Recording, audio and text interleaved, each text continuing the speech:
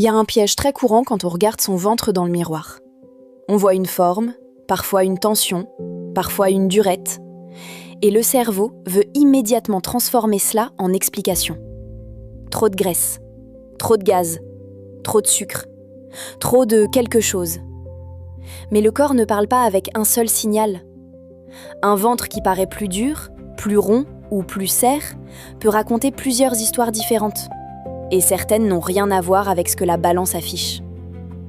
C'est pour cela que la question n'est pas « est-ce que mon ventre est dur ?» La meilleure question est « quel type de signal est-ce que je suis en train de confondre ?» Aujourd'hui, on va séparer 3 pistes. La sensation digestive, la répartition de la graisse et la mesure qui donne enfin un repère plus utile que le simple regard. Premier point important. Une sensation ne suffit pas à poser une conclusion.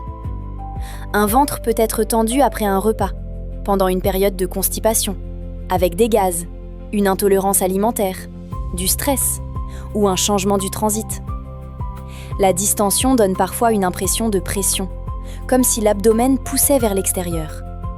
Cela peut être banal, mais cela peut aussi demander un avis si c'est intense, nouveau ou associé à d'autres signes.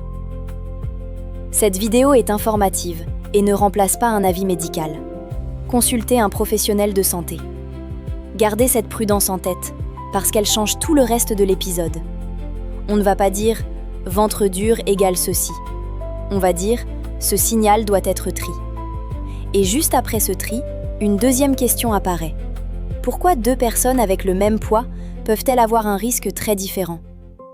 La balance donne un nombre, mais elle ne montre pas la distribution. 2 personnes peuvent avoir le même poids, parfois le même indice de masse corporelle, et pourtant une silhouette métabolique très différente. L'une stocke davantage sous la peau, l'autre davantage au centre de l'abdomen. L'une a une masse musculaire plus élevée, l'autre moins. Le chiffre global ne raconte pas la carte interne. C'est la limite d'un repère trop simple. Il peut être utile pour classer une population, mais il devient incomplet quand on veut comprendre le risque d'une personne. La littérature scientifique insiste justement sur ce point. Le tour de taille ajoute une information que le poids seul peut masquer. Mais attention, on n'a toujours pas résolu l'énigme. Car mesurer le tour de taille ne dit pas encore pourquoi cette zone compte autant. C'est exactement le genre de nuance que les vidéos trop rapides perdent souvent.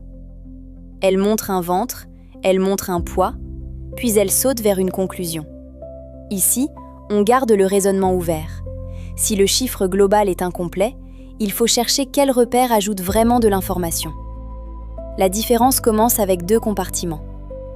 La graisse sous-cutanée se trouve sous la peau. Elle peut modifier la forme, elle peut se pincer, elle est visible de l'extérieur. La graisse plus profonde, elle, se situe autour des organes dans la cavité abdominale.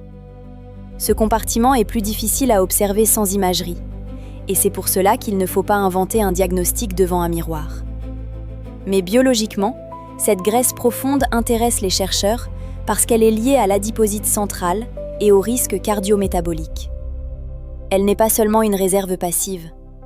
Elle s'inscrit dans un ensemble de signaux inflammatoires, hormonaux et métaboliques.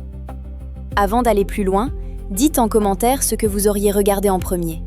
La balance, le miroir, le tour de taille ou les symptômes.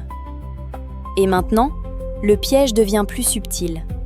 Si on ne peut pas voir directement ce compartiment, quel indice simple peut nous orienter ? Un organisme ne range pas toute son énergie dans un seul tiroir. La localisation, la profondeur du stockage et les signaux associés peuvent changer l'histoire métabolique. Cette idée explique pourquoi une image anatomique vaut mieux qu'un simple avant-après de silhouette. Le mauvais indice, c'est la durette au toucher. Un ventre peut sembler dur parce qu'il est tendu par les gaz. Il peut sembler dur parce que la paroi abdominale est contractée. Il peut sembler dur parce qu'il y a de la pression, de la constipation, ou simplement parce que la posture change. Inversement, une accumulation de graisse centrale ne donne pas toujours une sensation évidente. Donc si l'on cherche un repère fiable, le toucher est trop bruyant. Le miroir aussi peut tromper, parce que la lumière, la posture, la digestion de la journée et le niveau d'hydratation changent l'image. C'est là que l'épisode bascule. Le signal le plus utile n'est pas une impression. C'est une mesure répétable. Et ce qui va compter, ce n'est pas seulement le nombre de centimètres, c'est ce nombre replace dans le contexte du corps. Pour le montage, c'est aussi une scène clé.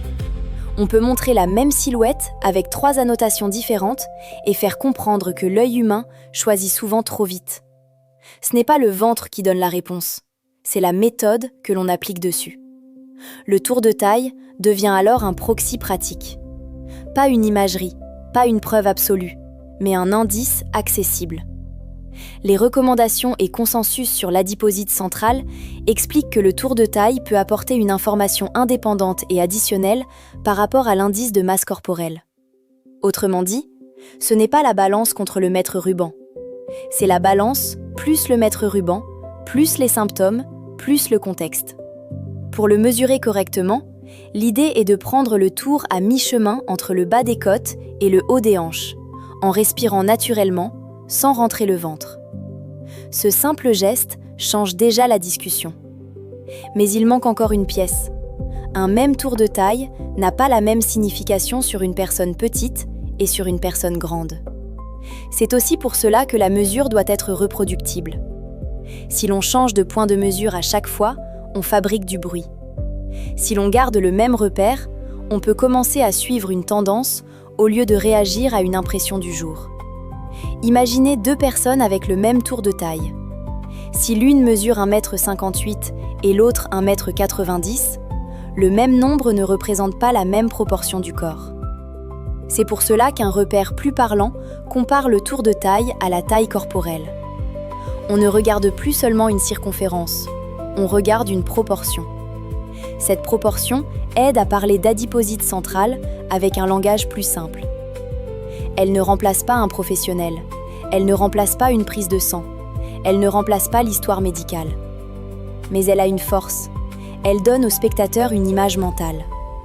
Au lieu de se demander si le ventre est dur, on se demande si la taille abdominale prend trop de place par rapport au corps entier. Et juste avant le chiffre, gardez une nuance. Ce repère sert à déclencher de l'attention, pas à coller une étiquette. La révélation pratique est celle-ci. On peut calculer le rapport taille-hauteur. On mesure son tour de taille, on le divise par sa taille corporelle dans la même unité. Dans les recommandations Nice, un rapport entre 0,5 et 0,59 correspond à une adiposite centrale augmentée et 0,6 ou plus à une adiposite centrale élevée. La version grand public est encore plus simple. Essayez de garder son tour de taille sous la moitié de sa taille. Ce n'est pas un verdict médical, c'est un signal de tri. Si cette façon de séparer le vrai signal du bruit vous aide, abonnez-vous à la science simplement. Et maintenant que le repère est posé, la question devient plus concrète. Que faire quand le nombre, les sensations et les symptômes ne racontent pas la même histoire? La bonne lecture n'est pas « je suis au-dessus d'un seuil, donc je sais exactement ce qui se passe ».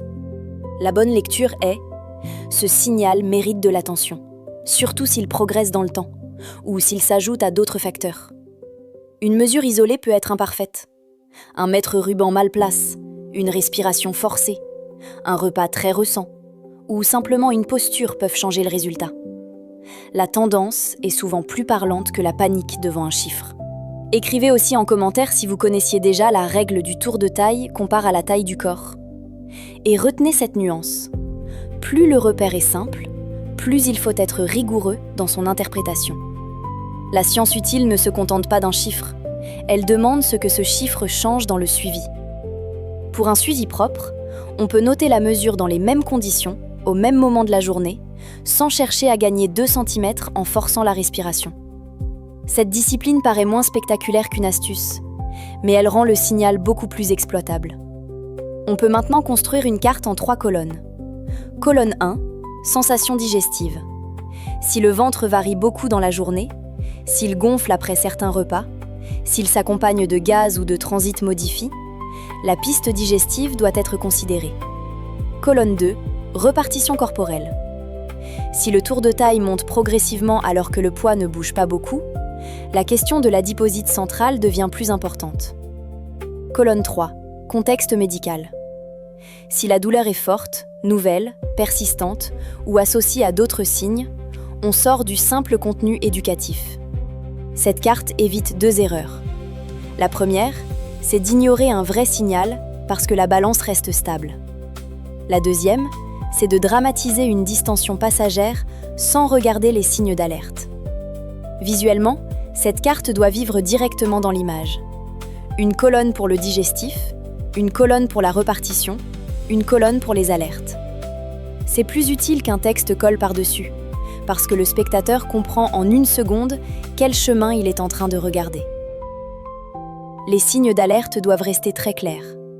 Si les gaz, les douleurs ou le ballonnement ne partent pas, s'ils deviennent sévères ou s'ils s'accompagnent de sang dans les selles, de changements persistants du transit, d'une perte de poids, de constipation ou diarrhée qui se répètent, de nausées ou vomissements récurrents, il faut demander un avis médical.